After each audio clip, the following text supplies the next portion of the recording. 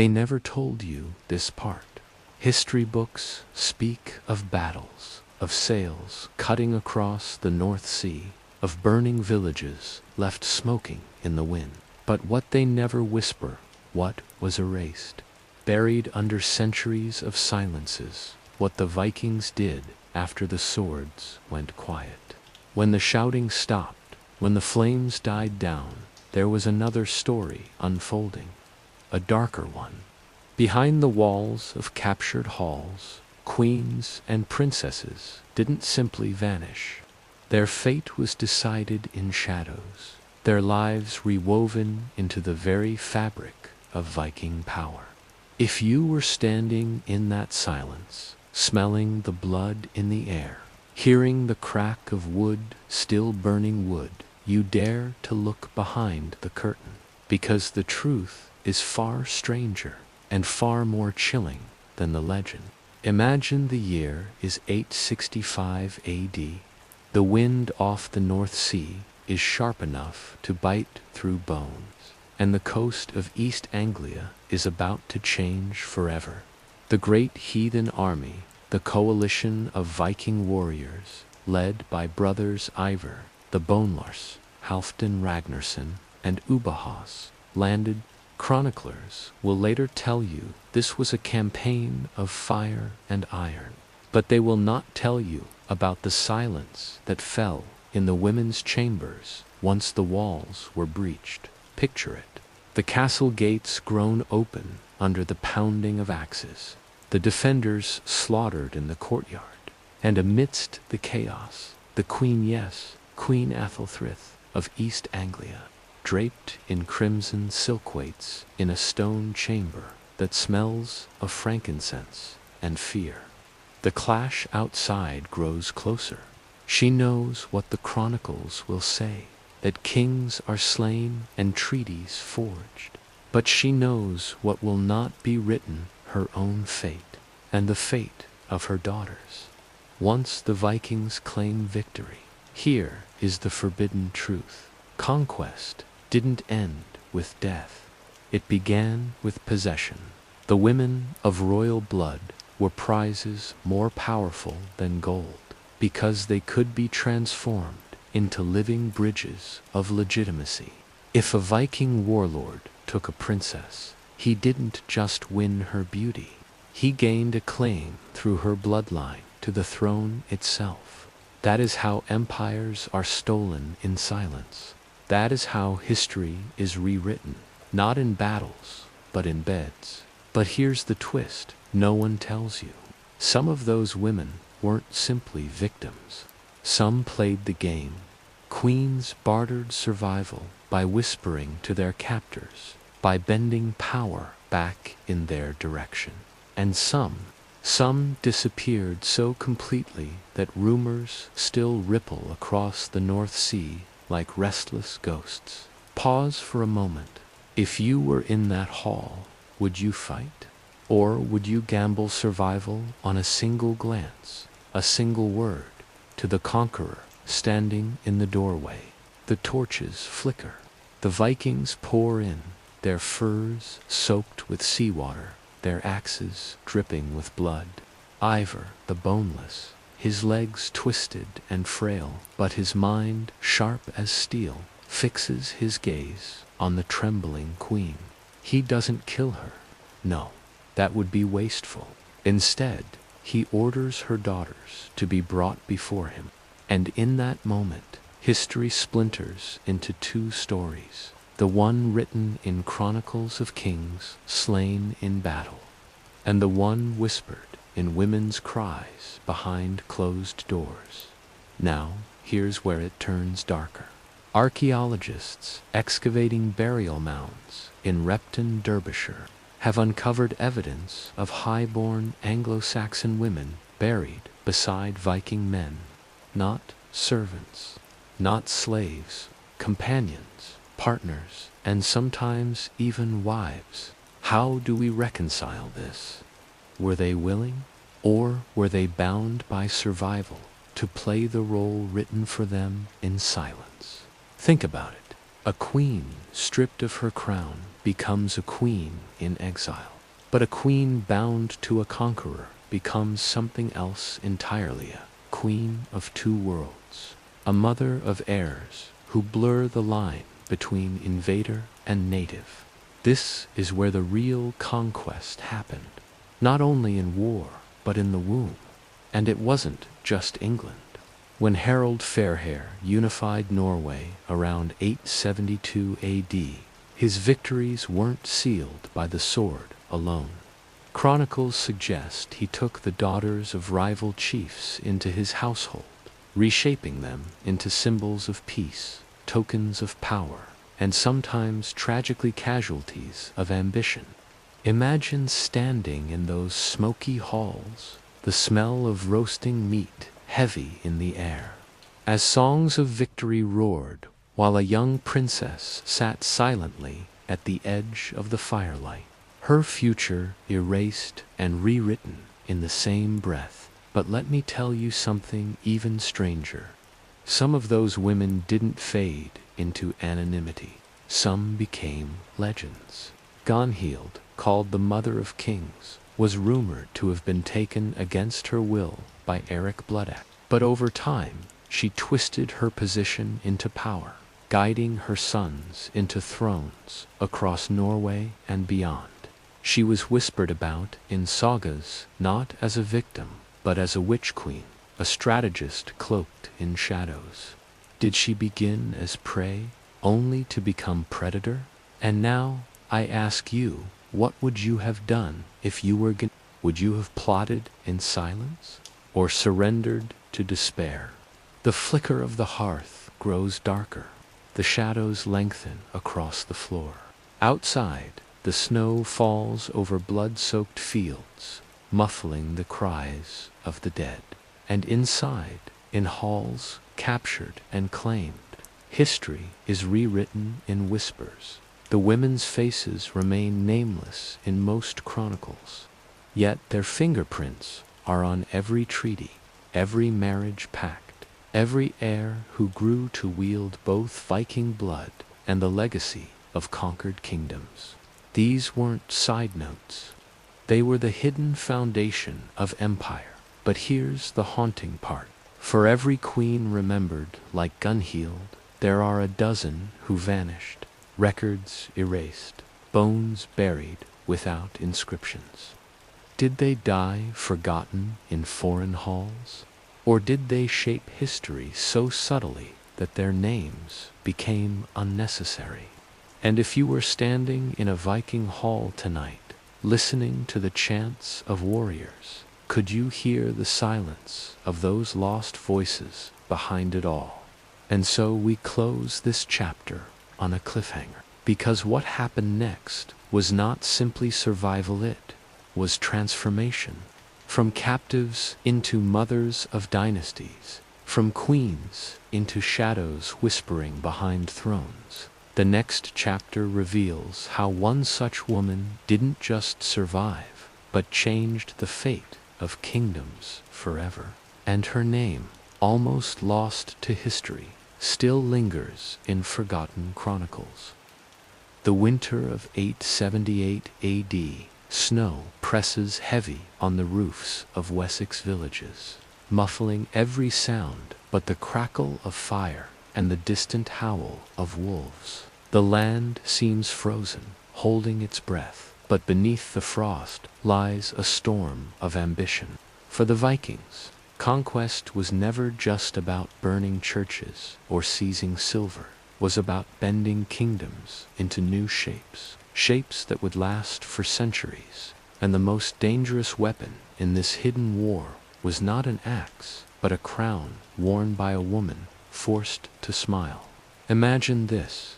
Guthrum, the old warlord of the great heathen army, has just clashed with Alfred of Wessex. The Battle of Edington will decide the soul of England, while swords ring out in the mud. Deep inside Guthrum's encampment stands a captured hall where daughters of noblemen whisper prayers into their hair, hoping their words are heard by gods who no longer seem to answer. What will their fate be if Guthrum wins. History records Guthrum's baptism after his defeat, his conversion to Christianity. His treaty with Alfred Witt buried within those parchments is something else: marriages, promises, oaths sealed with women's futures. Guthrum, the pagan turned Christian, didn't just surrender on paper. He traded bloodlines. In the dimly lit corners of that treaty, daughters were exchanged like coin, veils pulled over their heads as silently as chains. Now ask yourself, fifth, you were one of those daughters, staring into the pale eyes of a Viking warlord. Would you see a monster or an escape from another prison you never chose? This is the truth. Women were often the silent currency of conquest. Take the case of Telflad, daughter of Alfred the Great. Though not captured, she lived under the constant shadow of Viking threat.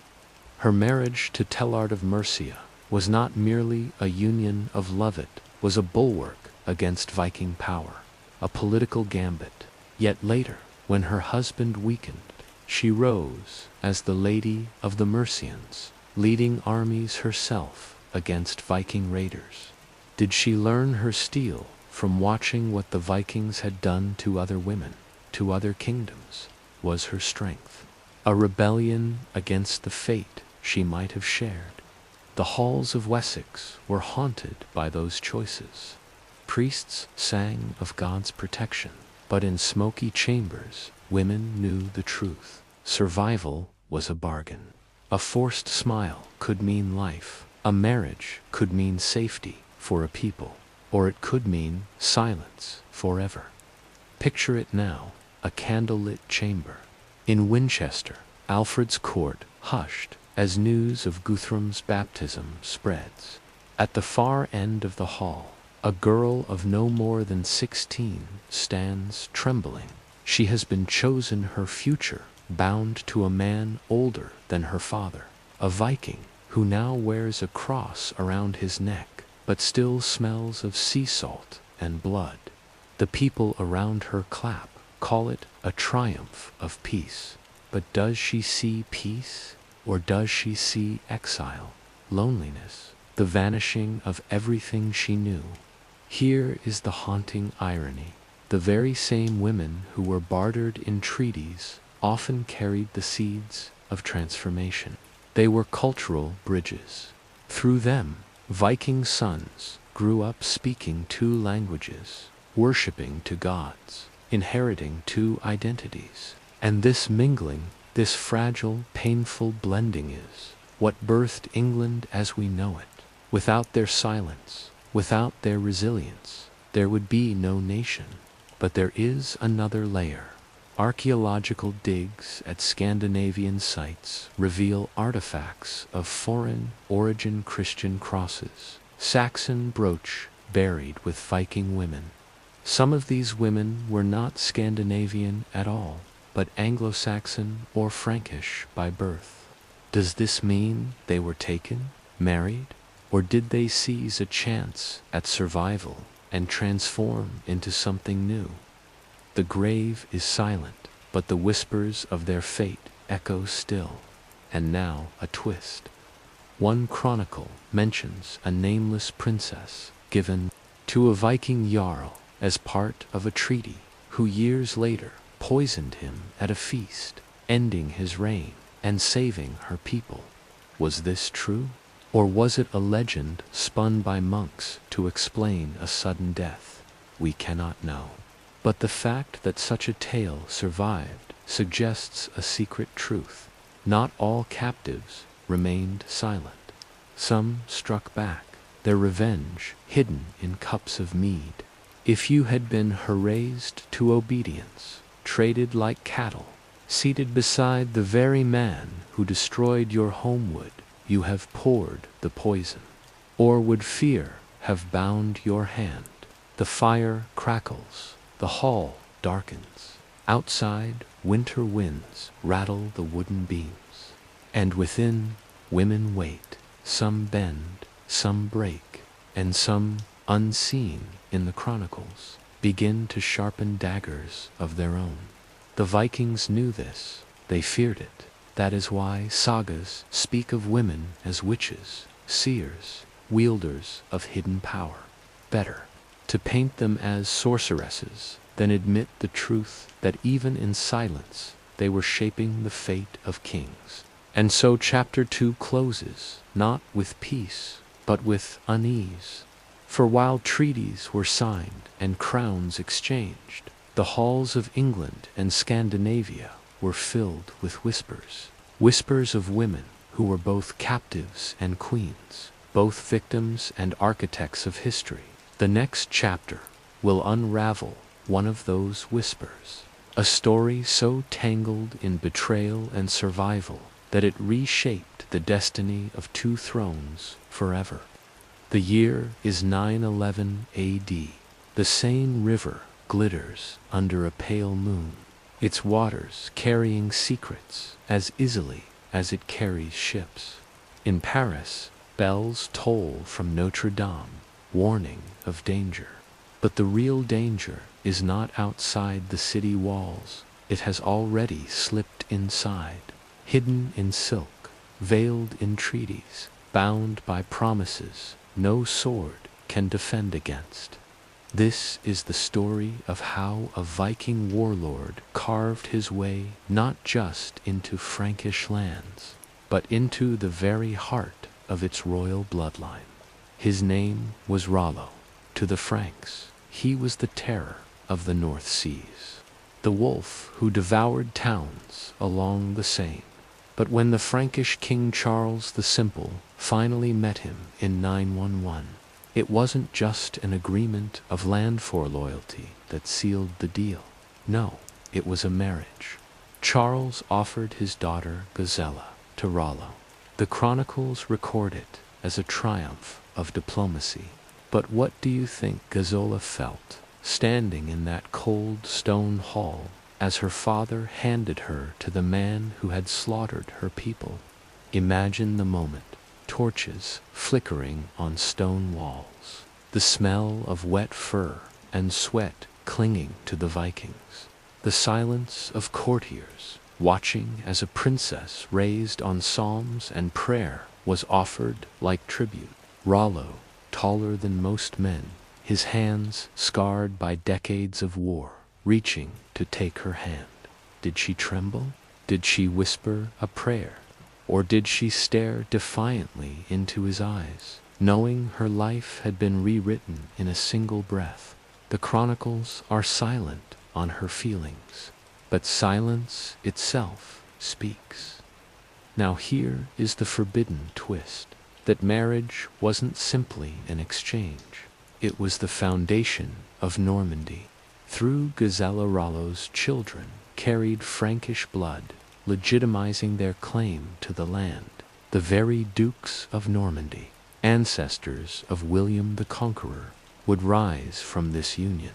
And so, in the shadows of a cathedral, with a girl's tears hidden under a bridal veil, history itself was changed forever. But there's more. Some accounts suggest Gisela died young, before ever bearing heirs. Others claim she was spirited away, her role erased, so that another union could replace hers. Which is the truth?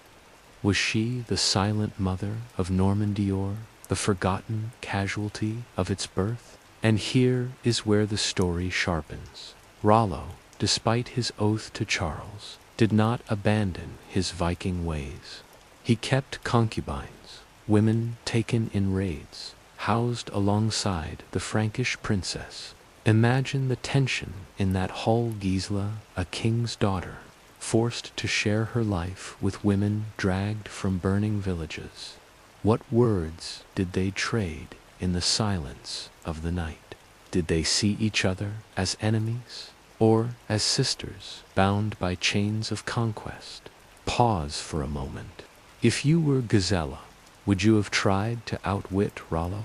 To turn your role as wife into a seat of quiet influence? Or would you have sunk into despair, drowned by the weight of silence? The truth is, Women like Gazella carried daggers sharper than steel daggers of lineage, daggers of influence whispered into the ears of sons who would grow to rule.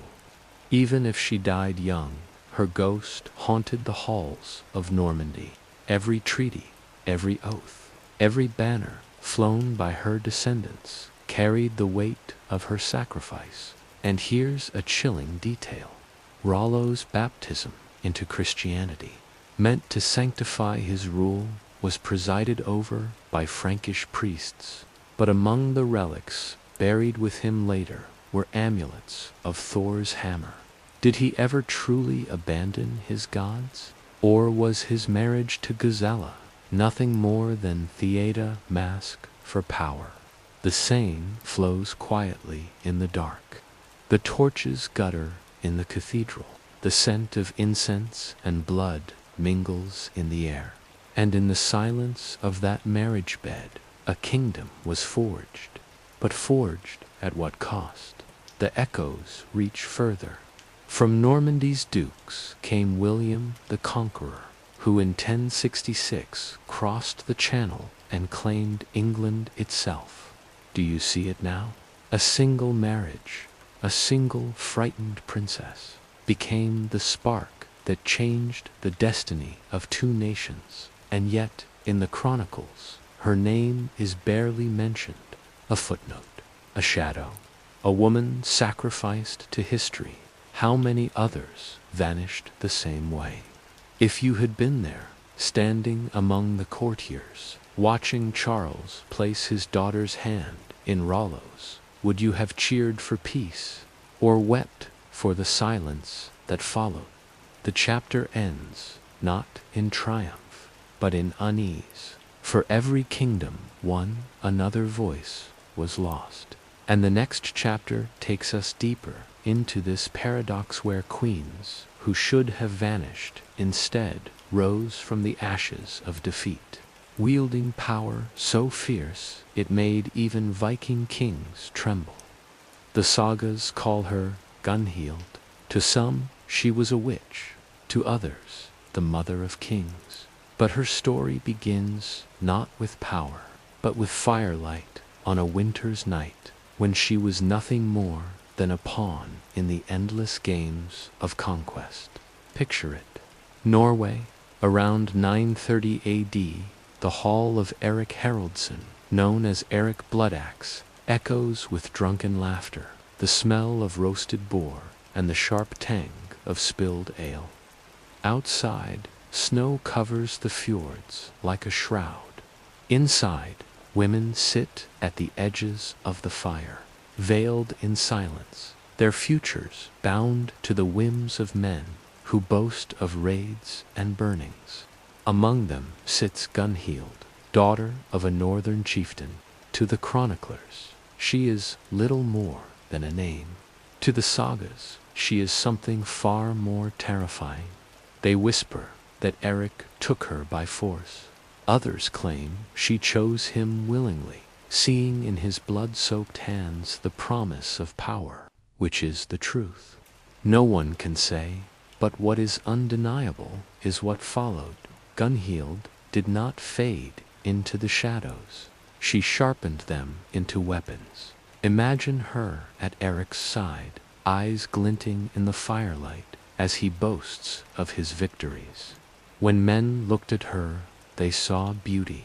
What they did not see was calculation. Gunhild whispered into Eric's ear, urging him to eliminate rivals, to claim the throne of Norway. When Eric hesitated, she pressed harder, and when blood ran through the streets, they called him Bloodaxe, but they whispered her name with fear. Was she truly a witch? Did she practice seer, the forbidden magic of the north, calling upon spirits to bend fate? Or was that merely the only way men could explain a woman wielding influence so great it rivaled kings? Here's the shocking truth. Gunhild bore many sons, and through them she spread her power across the north. Harald Greycloak, Hakon the Good, Olaf Tryggvason, bore the weight of her ambition. She was not a silent captive. She was the architect of dynasties, but with power came danger. The sagas accuse her of cruelty, of poisonings, of manipulation so ruthless it bent kingdoms. Were these accusations truth, or the slander of men terrified of her? Perhaps both. Let me paint the scene. A feast hall in York, where Eric Bloodaxe ruled briefly after being driven from Norway. The tables groan with meat, the torches cast long shadows. At the high seat sits Eric, laughing too loudly, his hand heavy on his sword, and beside him Gunhild. She smiles, but her eyes never leave the faces around her. She knows who plots against him, who whispers rebellion in dark corners. She leans in, whispers into Eric's ear. The next morning, the betrayers lie dead in the snow. If you were there, would you call her Witcher Queen? And here is the forbidden truth. Women like Gunhild terrified the chroniclers because they shattered the narrative of silent victims. To admit she shaped the course of kingdoms was to admit that conquest was never as simple as sword and shield. It was whispered promises, veiled threats, daggers in the dark hand, sometimes a queen whose ambition burned hotter than any man's. But fate is cruel. Eric Bloodaxe fell in battle in 954, his blood soaking into the earth of Yorkshire. Gunhild fled with her sons, exiled, hunted, and yet even in exile, her shadow stretched across Norway. Her sons claimed thrones. Her enemies cursed her name. The sagas could not erase her, though they tried to twist her into a monster.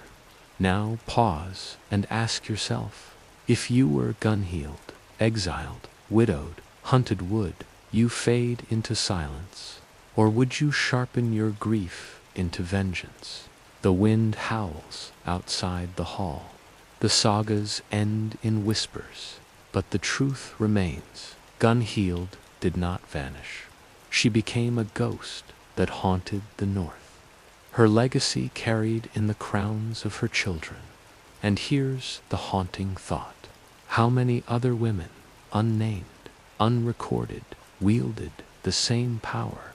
How many queens in exile whispered into their sons' ears, reshaping kingdoms in silence? The chronicles are full of kings, but behind each crown a shadow stands. Gunhild was only one of many, and in the next chapter the shadows spread further into the east, where Viking raiders carved out kingdoms on foreign soil, and where captured princesses became queens of new empires. The year is 945 AD. The Dnieper River coils like a silver serpent across the frost-bitten plains of Rus. On its banks rises the city of Kiev, a wooden stronghold of smoke and ambition. Here, Viking warlords, Varangians, as they were called in these lands, have built a new realm, blending Norse steel with Slavic soil. And at the heart of it stands a woman whose vengeance would echo for centuries. Her name was Olga of Kiev. To the monks who later wrote her story, she was a saint. But to the Drevlians, the tribe that murdered her husband, she was death itself. Picture it. Her husband, Igor of Kiev, a descendant of Rurik the Viking, rides out to demand tribute. The Drevlians, tired of endless taxation, capture him. They tie his legs to bent birch trees, release them, and rip him apart. A brutal end to a king. Word travels fast to Kiev, where Olga sits in the wooden halls, her husband's blood still fresh in her mind. The Drevlians send messengers, smug with victory, offering her marriage to their prince, a widow turned into a prize. But Olga does not weep. She smiles. She tells the messengers their proposal pleases her, but tradition demands she honor them with a procession. The men relax, believing they have won. But when they arrive in Kiev, she orders them to be buried alive in a great trench, the earth closing over their screaming voices. That is only the beginning. Another group of envoys arrives. Olga feigns hospitality, luring them into her bathhouse. When the doors are barred, she sets it aflame, the fire devouring them as their screams echo through the night. Still unsatisfied, she marches an army against the city of Iskarostan falls under siege. But Olga does not storm its walls. Instead, she demands tribute in the form of pigeons and sparrows. Confused but desperate, the people comply. That night, her soldiers tie smoldering cloth to the birds and release them. The creatures return to their nests, setting the city ablaze from within. By dawn, Iskarostan is Ashdod. Do you see it now? Olga was no silent widow, no captive to be bartered. She was vengeance in human form, and yet, years later, she was baptized a Christian in Constantinople, praised as a saint, her earlier cruelties washed clean in holy water. But behind the hymns, the truth lingers. She was forged in conquest, sharpened by loss, and remembered as both destroyer and saint. Now pause and imagine if you had been one of those messengers, standing before Olga with your false proposal. Would you have seen the danger in her eyes? Would you have sensed the soil beneath your feet was already your grave? The rivers of Rus carried more than trade. They carried women across the currents of history. Viking princes married Slavic princesses, weaving bloodlines into new dynasties. Some women, like Olga, turned tragedy into dominance. Others, forgotten, were carried off in silence. Their names erased, but their blood flowing through the veins of kings. And here lies the twist. The Byzantine Empire, glittering jewel of the East, looked at these Viking rulers not as barbarians, but as valuable allies. Princesses were exchanged, marriages forged. Viking women stood in courts of marble and gold, their furs traded for silks, their sagas whispered in halls heavy with incense. Did they feel like captives or conquerors? The chronicles are silent, but the echoes remain. The Varangians became rulers of Kiev, and through them Europe itself was reshaped. And behind every treaty, every throne, a woman's fate was sealed in whispers. Think of Olga again. Think of her watching Kiev from her high wooden hall, her husband gone, her enemies buried, her vengeance complete. Did she feel triumph, or only the emptiness of ashes? The snow falls on Kiev, softening the scars of fire.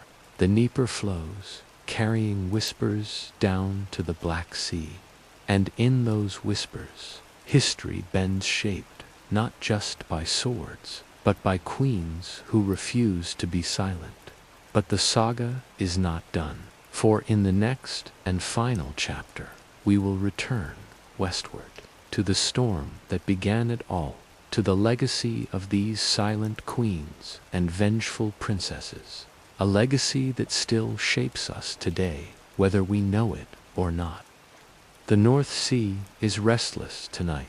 Waves crash against jagged rocks. Wind howls through the rigging of ghostly ships that once carried warriors.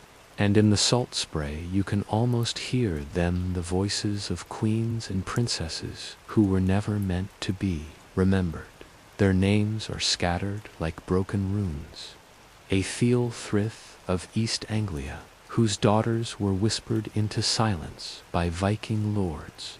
Gisela of France, handed to Rollo, her veil heavy with tears. Gunhild, the so-called witch queen, whose whispers steered the blades of men. Olga of Kiev, who burned her enemies with fire drawn from sparrows' wings. Their fates were not accidents of history. They were the shadow threads that bound kingdoms together, but the chronicles rarely admit this. Instead, they write of kings and battles, of treaties and swords. The women remain footnotes, ghosts, walking the edges of the page. Yet, if you peel back the parchment, if you look closer, you see the truth. After every Viking victory, the real conquest began in silence. Imagine the scene: a hall in Normandy, firelight dancing on carved beams. William, Duke of Normandy, descendant of Rollo and Gisela, stands tall. His gaze is fixed on England across the Channel. Behind him, tapestries flutter, depicting a lineage stitched together by marriage and blood. Would William have had the legitimacy to claim the English crown in 1066, if not for that terrified princess handed to his Viking ancestor? Without her, would Hastings have ever happened? Without her, would England, as we know it, exist? The silence of one woman changed the fate of nations. Now think of Olga. The chronicles of Rus would praise her as the first Christian ruler, a saint of the Orthodox Church. But beneath the gold icons and hymns lies her darker truth. Her sainthood was born not only of faith, but of vengeance. If you were in that burning city of Iskarostan, watching birds ignite the night sky, would you call her holy, or would you call her fire itself? And Gone, the sagas paint her as a monster, a witch who poisoned rivals, a mother who used her sons like pawns. But ask yourself, who wrote those sagas? Men who feared her, men who needed to turn her ambition into sorcery, because the alternative that she outplayed them all was too dangerous to admit. Was she a witch? Or was she simply what history could not allow a woman to be: powerful? The truth is this: these women, these queens and princesses, were not erased because they were unimportant. They were erased because they were too important. To remember them honestly would be to admit that conquest was not only the work of axes and sails, it was also the work of veils, beds, whispered bargains, and poisoned cups. And here is where the story coils back to us. If you trace the bloodlines, you'll find their legacy still walking among us. The descendants of Rollo and Gisela became kings of England. The dynasty of Olga gave rise to saints and emperors of Russia. The shadows of Gunhild's ambition ripple through sagas that still shape Nordic identity. These queens never vanished. They live on in crowns, in borders, in the very idea of Europe. Now pause and ask yourself, if you were there standing in the firelit hall as a queen's veil was pulled over her head, as warriors roared their victory outside, would you have dared to whisper her name? Or would you have turned away, letting her vanish into the silence where history still tries to keep her? The waves crash harder, the wind rises, the voices grow louder. This is why their story matters, because history is never just what is written, it's what is hidden. For every Viking king we remember, there was a queen whose fate decided the shape of the world. For every saga sung by Skvalds, there was a silence carved into the hearts of women who carried kingdoms in their wombs. And so tonight, as the fires of the great halls have long since gone cold, As the crowns lie buried in the earth, their story still whispers to us, a reminder that power is never just what you see on the battlefield. It is also the hidden, the forbidden, the unspoken, and perhaps that is the greatest secret of all.